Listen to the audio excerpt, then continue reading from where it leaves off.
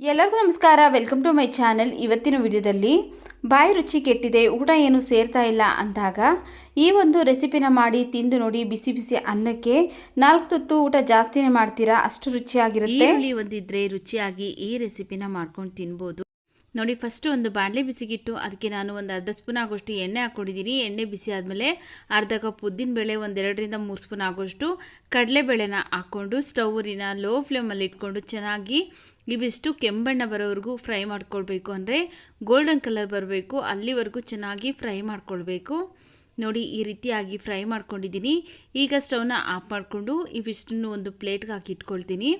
ನಂತರ ಅದೇ ಬಾಣಲಿ ಬಿಸಿಗಿಟ್ಟು ಮತ್ತೆ ಒಂದು ಅರ್ಧ ಸ್ಪೂನ್ ಆಗೋಷ್ಟು ಎಣ್ಣೆ ಹಾಕ್ಕೊಂಡಿದ್ದೀನಿ. ಎಣ್ಣೆ ಚೆನ್ನಾಗಿ ಬಿಸಿ ಆದಮೇಲೆ ಒಂದು 10ರಿಂದ 12 ಒಣಮೆಣಸಿನಕಾಯಿನ ಹಾಕ್ಕೊಂಡು ಫ್ರೈ ಮಾಡ್ಕೊಳ್ತಾ ಇದ್ದೀನಿ.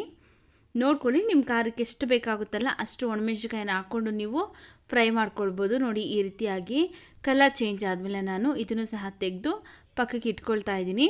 ಆನಂತರ ಅದೇ ಬಾಣಲಿನೇ ಬಿಸಿಗಿಟ್ಟು ಅದಕ್ಕೆ ನಾನು 1 ಸ್ಪೂನ್ ಆಗೋಷ್ಟು ಎಣ್ಣೆ ಹಾಕ್ಕೊಂಡಿದ್ದೀನಿ. ಎಣ್ಣೆ ಬಿಸಿ ಆದಮೇಲೆ ಒಂದು ಅರ್ಧ ಸ್ಪೂನ್ ಆಗೋಷ್ಟು ಜೀರಿಗೆ ಹಾಕ್ಕೊಳ್ತಾ ಇದ್ದೀನಿ. ಒಂದು 3 ಈರುಳ್ಳಿನ ಉದ್ದುದಾಗಿ ಕಟ್ ಮಾಡಿ ಹಾಕ್ಕೊಳ್ತಾ ಇದ್ದೀನಿ. ಹಾಗೆಯೇ ಇದಕ್ಕೆ 1 ಗಡ್ಡೆ ಬೆಳ್ಳುಳ್ಳಿನ ಸಿಪ್ಪೆ ತೆಗೆದು ಹಾಕ್ಕೊಳ್ತಾ ಇದ್ದೀನಿ.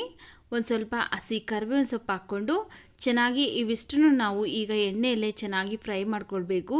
ಈರುಳ್ಳಿ ಎಲ್ಲ ಲೈಟಾಗಿ ಕಲರ್ ಚೇಂಜ್ ಆಗಬೇಕು, ಆ ರೀತಿಯಾಗಿ ನಾನಿಲ್ಲಿ ಫ್ರೈ ಮಾಡ್ಕೊಳ್ತಾ ಇದ್ದೀನಿ.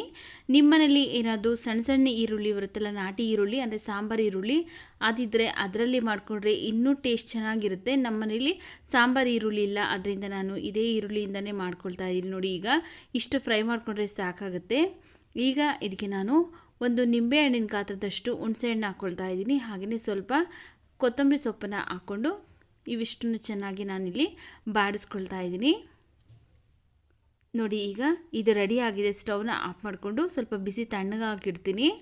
ಹಾಗೆಯೇ ಒಂದು ಮಿಕ್ಸಿ ಜಾರ್ಗೆ ನಾನಿಲ್ಲಿ ಕಡಲೆಬೇಳೆ ಮತ್ತು ಉದ್ದಿನಬೇಳೆ ಫ್ರೈ ಮಾಡ್ಕೊಂಡಿದ್ರಲ್ಲ ಅದನ್ನು ಹಾಕ್ಕೊಂಡು ನುಣ್ಣಗೆ ಗ್ರೈಂಡ್ ಮಾಡ್ಕೊಂಬರ್ತೀನಿ. ನೀರೇನು ಸೇರಿಸಿಲ್ಲ, ಬರೀ ಕಡಲೆಬೇಳೆ ಮತ್ತು ಉದ್ದಿನಬೇಳೆನ ಈ ರೀತಿಯಾಗಿ ಗ್ರೈಂಡ್ ಮಾಡ್ಕೊಂಡಿದ್ದೀನಿ.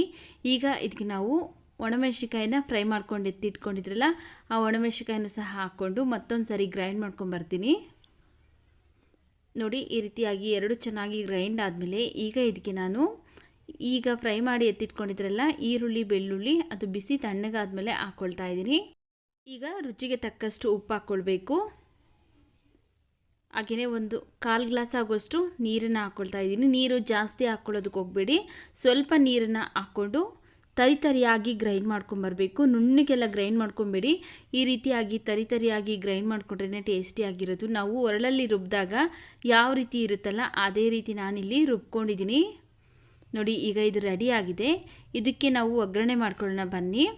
ನಾನೇನು ಫಸ್ಟ್ ಈರುಳ್ಳಿ ಬೆಳ್ಳುಳ್ಳಿ ಫ್ರೈ ಮಾಡ್ಕೊಂಡಿದ್ರಲ್ಲ ಅದೇ ಬಾಣಲಿನೇ ಬಿಸಿಗಿಟ್ಟು ಈಗ ಇದಕ್ಕೆ ನಾನು 1 ಸ್ಪೂನ್ ಎಣ್ಣೆ ಹಾಕ್ಕೊಂಡಿದ್ದೀನಿ. ಎಣ್ಣೆ ಬಿಸಿ ಆದಮೇಲೆ ಸ್ವಲ್ಪ ಸಾಸಿವೆ ಹಾಕ್ಕೊಳ್ತಾ ಇದ್ದೀನಿ. ಹಾಗೆಯೇ ಸ್ವಲ್ಪ ಜೀರಿಗೆ ಹಾಕ್ಕೊಳ್ತಾ ಇದ್ದೀನಿ. ಸ್ವಲ್ಪ ಹಸಿ ಕರಿಬೇವಿನ ಸೊಪ್ಪನ್ನು ಹಾಕ್ಕೊಂಡು ಚೆನ್ನಾಗಿ ಇವಿಷ್ಟನ್ನು ಬಾಡಿಸ್ಕೊಳ್ಬೇಕು ನೋಡಿ. ಈಗ ಒಗ್ಗರಣೆ ಎಲ್ಲ ಚೆನ್ನಾಗಿ ಮಿಕ್ಸ್ ಆದ ನಂತರ ಫಸ್ಟೇ ಗ್ರೈಂಡ್ ಮಾಡಿ ಇಟ್ಕೊಂಡಿರುವಂತಹ ಚಟ್ನಿ ಹಾಕ್ಕೊಂಡು ಈ ಒಗ್ಗರಣೆ ಜೊತೆಗೆ ಚೆನ್ನಾಗಿ ಒಂದ್ಸರಿ ಮಿಕ್ಸ್ ಮಾಡ್ಕೊಳ್ಬೇಕು. ನೀವು ಇದನ್ನು 1 ವಾರ ಬೇಕಾದರೂ ಸ್ಟೋರ್ ಮಾಡಿಕೊಂಡು ತಿನ್ಬೋದು. ಒಂದು ಸ್ವಲ್ಪನೂ ಸಹ ಹಾಳಾಗೋದಿಲ್ಲ, ತುಂಬ ರುಚಿಯಾಗಿರುತ್ತೆ. ಮಾಡೋದಕ್ಕೆ ತುಂಬ ಸಿಂಪಲ್ ಅನಿಸಿದ್ರು ಟೇಸ್ಟ್ ಮಾತ್ರ ತುಂಬ ರುಚಿಯಾಗಿರುತ್ತೆ. ಬಿಸಿ ಬಿಸಿ ಅನ್ನ ಜೊತೆಗೆ ಹಾಕ್ಕೊಂಡು ತಿಂತಾಯಿದ್ರೆ ಒಂದು 4 ತುತ್ತು ಜಾಸ್ತಿನೇ ಊಟ ಮಾಡ್ತಾರೆ. ಹಾಗೆಯೇ ಅನ್ನ, ದೋಸೆ, ಇಡ್ಲಿ ಎಲ್ಲರಿಗೂ ಸಹ ಪರ್ಫೆಕ್ಟ್ ಆಗಿರುತ್ತೆ ನೋಡಿ. ಈಗ ಚಟ್ನಿ ರೆಡಿ ಆಗಿದೆ. ಸ್ಟವ್ನ ಆಫ್ ಮಾಡ್ಕೊಳ್ತಾ ಇದ್ದೀನಿ. ನೋಡಿದ್ರಲ್ಲ ಯಾವ ರೀತಿಯಾಗಿ ಮನೇಲಿ ತರಕಾರಿ ಇಲ್ಲದೇ ಇರೋ ಟೈಮಲ್ಲಿ ರುಚಿಯಾದಂತಹ ಈರುಳ್ಳಿ ಚಟ್ನಿ ಯಾವ ರೀತಿ ಮಾಡೋದು ಅಂತ. ವಿಡಿಯೋ ಇಷ್ಟ ಆಗಿದರೆ ವಿಡಿಯೋಗೊಂದು ಲೈಕ್ ಮಾಡಿ, ವಿಡಿಯೋವನ್ನು ಶೇರ್ ಮಾಡಿ, ನಮ್ಮ ಚಾನಲ್ಗೆ ಸಬ್ಸ್ಕ್ರೈಬ್ ಮಾಡಿ ಸಪೋರ್ಟ್ ಮಾಡಿ ಸ್ನೇಹಿತರೆ.